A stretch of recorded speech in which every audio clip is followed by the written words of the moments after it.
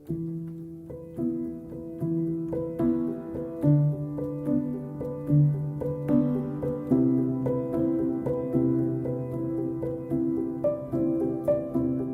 Choice on Termination of Pregnancy Act stipulates that between 0 and 12 weeks, any person at any age who's pregnant can require a termination, and they don't have to have a reason for it, or at least we don't have to demand that they give us a reason.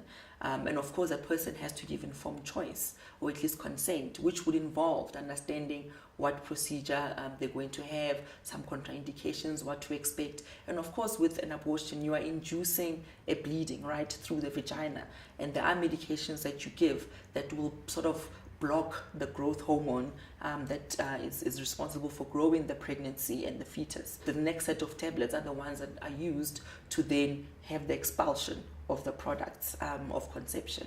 And sometimes, depending on how early you are, some people experience pain. You will have bleeding because by definition it will induce vaginal bleeding. What we don't want is when you have excessive bleeding, and what excessive is, that's information you will get from your your health provider. Some people are on different medications which may make their reaction different to the medication. And I think closer to about 12 weeks, some people opt to have the tablets, which is the medical abortion, and a surgical option, which is the manual vacuum aspiration. But for the majority of women, if you are coming below 12 weeks, you can have a medical abortion quite successfully.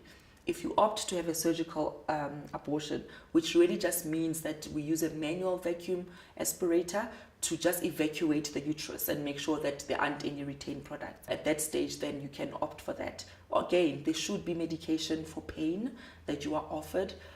Again, depending on your medical health profile, some medication may work better for you, some may not. Sometimes it's intramuscular, sometimes it's intravenous.